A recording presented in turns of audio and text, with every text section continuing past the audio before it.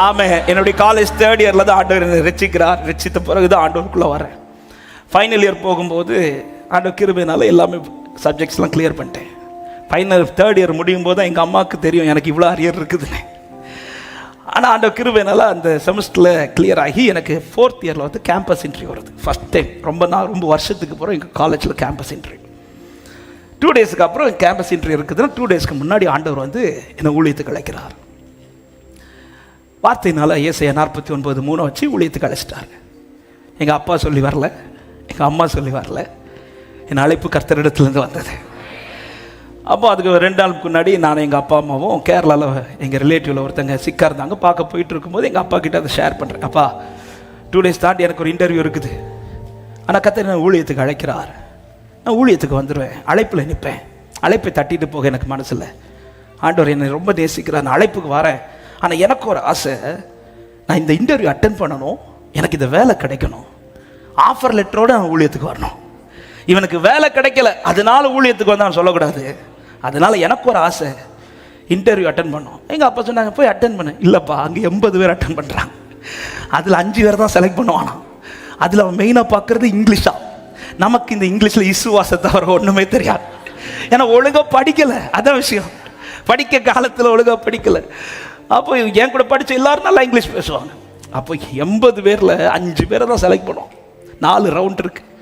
எங்கள் அப்பா சொன்னாங்க நீ நம்பிப்போ, கர்த்தர் வாய்க்க பண்ணுவார் அப்படின்னு. உண்மையில் அந்த இன்டர்வியூ அட்டன் பண்ணேன். 4 ரவுண்டு எடுத்தோடனே ஃபஸ்ட் எழுதுறது இங்கிலீஷில் தான் எழுதணும். ஒரு எஸ்ஸே எழுதணும். எனக்கு தெரிஞ்ச போட்டு எழுதின இசுவாசை நமக்கு தெரிஞ்சதா. அந்த ஃபஸ்ட் ரவுண்டு முடியும் போது அதுலேருந்து 20 பேரை செலக்ட் பண்ணுறாங்க.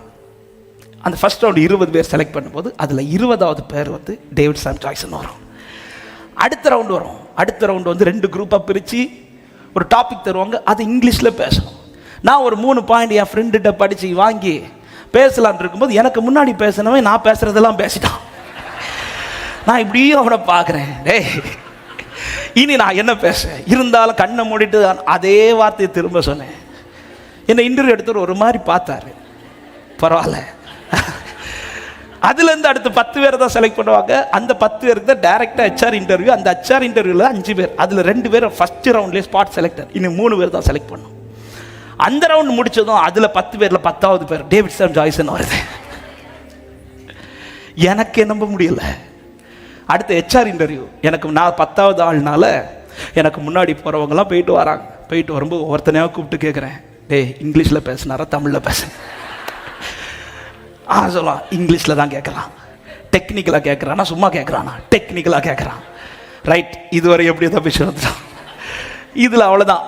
ஆனால் இது இப்போ நேருக்கு நேர் போய் பேசி, ஏன்னா நம்ம உருவம் வேற கொஞ்சம் சின்னதாக வருமா, என்ன ஆக போகுதுன்ட்டு நான் அந்த இடத்துல ஒரே ஒரு ப்ரேயர் பண்ணேன். ஆண்டவரே, இந்த நான் ஊழியத்துக்கு தான் வரப்போகிறேன், ஆனால் எனக்கு ஒரு ஆசை, இது எனக்கு இதில் ஒரு ஃபேவர் உண்டாகணும். என்ன ஃபேவர்னா, நான் கேட்டது கொஞ்சம் ஓவராக தான் இருந்துச்சு, இருந்தாலும் ஒரு சின்ன ஜெபம், அவன் என்கிட்ட தமிழில் இன்டர்வியூ எடுக்கட்டாண்டவர். ஏன் முன்னாடி ரொம்ப க்ளோஸ் ஃப்ரெண்ட் ஒருத்தர் உண்டு, அவன் தான் போயிட்டு வரான். அவன் வந்து சொல்கிறான், டே இங்கிலீஷில் அப்படி கேட்குறாங்க அப்படின்னா. சரி ஓகேன்ட்டு நான் போகிறேன். நான் போய் இருந்து என் ரெசியூமை தூக்கி அவர் ஃபைல் அப்படி டேபிளில் வச்சதும், தம்பி சொல்லுப்பா உன்னை பற்றி அப்படின்னாரு. சார் தமிழில் சொல்லிட்டேன். தமிழில் சொல்ல விடுவோமா, நம்ம அடிச்சு விட்டேன். என் பேர் டேவிட் சாம் ஜாய்சன், எங்கள் அப்பா பேர் பாஸ்டர் பி ஜாய்சன், எங்கள் அம்மா பேர் லிசி ஜாய்சன், எங்கள் அண்ணன் பேர் இது, எங்கள் அண்ணன் அங்கே சிங்கப்பூரில் இருக்கிறாங்க, 2வது அண்ணன் மினிஸ்ட்ரியில் இருக்கிறாங்க, 3வது அண்ணன் ஜெர்மனில். தமிழ்லையா சொல்லணும். இப்படி சொல்லிட்டு இருக்கும்போது அடுத்து எனக்கு ஒரு கொஸ்டின். ஏன்னா இன்னும் 3 பேர் தான் செலக்ட் பண்ணோம். இந்த வந்த 9 பேரில் ஆல்ரெடி செலக்ட் பண்ணிட்டானா இருக்கும். நம்மள்கிட்ட வேறு வழி இல்லாமல் இந்த கொஸ்டின் கேட்டுட்ருக்குறான்.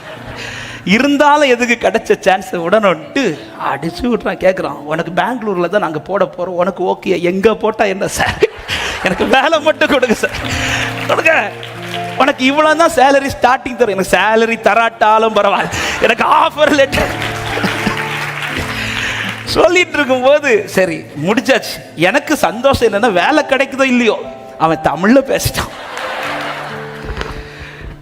வந்து இப்படி இருக்கிறேன். என் ஃப்ரெண்டு கேட்குறான், டே உன்ட்ட என்ன கேட்டான்? தமிழில் தான் கேட்டான். டெக்னிக்கலாக கேட்டான், என் குடும்ப பரம்பரையை கேட்டான். சொல்லி முடிச்சுட்டு இப்போ ஃபைனல் ரிசல்ட் வருது. 80 பேரில் 10 பேரில் ஆல்ரெடி 2 ஸ்பாட் செலக்டட். இனி 3 பேரில் லாஸ்ட் நேம் டேவிட் சாம் சாய்ஸ். கர்த்தருடைய அழைப்பில் நிற்கிறவனுக்கு அவர் திறக்கிற அனுகூலமான வாசல். எந்த சூழ்நிலை நடுவில் கர்த்தர் உனக்காய் வாசலை திறக்க வல்லவர். நம்புற தேவ பிள்ளையே ஆர்ப்பரிப்போடே. ஜீசஸ் ஷரபல கதரியா தரபலபா லேப்ராமா ஹந்தல ரேகபோஷியா தர. Thank you Holy Spirit. நான் ஆஃபர் லெட்டர் வாங்கிட்டு வீட்டுக்கு வரேன். அப்பதான் அண்ணன் பின்னாடி நிற்கிறாங்க. அண்ணன் வந்து சொல்ல, அண்ணன் வேலை கிடைச்சிட்டு. எங்க அண்ணன் நம்பல. ஏன்னா எங்க வீட்டில் யாரும் நம்ப மாட்டாங்க. ஏன்னா நான் பாஸ் ஆனதே கிருபை. அதுல வேலை வேற கிடைச்சதா. அது அழைப்புல வந்துட்டீங்கன்னா, அழைப்புல நிக்க தொடங்கிட்டீங்கன்னா, தேவன் போகிற இடத்துல எல்லாம் எத்தனை பேர் நம்புகிறீங்க? அழைப்பில் நில்லு சகோதரா, அழைப்பை விட்டுறாதீங்க. ஏதோ காரியத்திற்காக தேவனுடையவன் என்பதை காண்பிக்கிறதுல எஸ்தர் சொல்ற, நான் செத்தாலும் பரவாயில்ல, இனி நான் ராஜஸ்திரியா நிக்க போகல, நான் யூத ஜனம் அடிக்க போறேன். நான் அழைக்கப்பட்டவன் நிற்பேன். அழைக்கப்பட்டவனுக்கு முன்பாய் கர்த்தர் வாசலை திறப்பார். சபையை இந்த காலை நேரத்தில் இந்த வார்த்தையை பேசிக் கொண்டிருக்கும் போது என் ஆவியிலே களி கூறுகிறேன். சில இடத்துல ஆமே எத்தனையோ வார்த்தைகள் வருது. கொஞ்சம் நீங்க இந்த இதை ட்ரை பண்ணி பாருங்க. கொஞ்சம் நீங்க இப்படி வந்து ஆராதிச்சு பாருங்க. கொஞ்சம் நீ விட்டு அந்த தெய்வத்துக்கிட்ட திரும்ப வந்து பாரு. உனக்கு நடக்கும். இதை கேட்ட பிறகும் இல்ல, எனக்கு கர்த்தர் தருவார், எனக்கு கர்த்தர் செய்வார், எனக்காய் கர்த்தர் வாசலை திறப்பார், இப்படி சொல்லி கொண்டிருக்கிற உள்ளமே கலங்காதே. கர்த்தர் உனக்கு அனுகூலமான வாசலை திறப்பார்.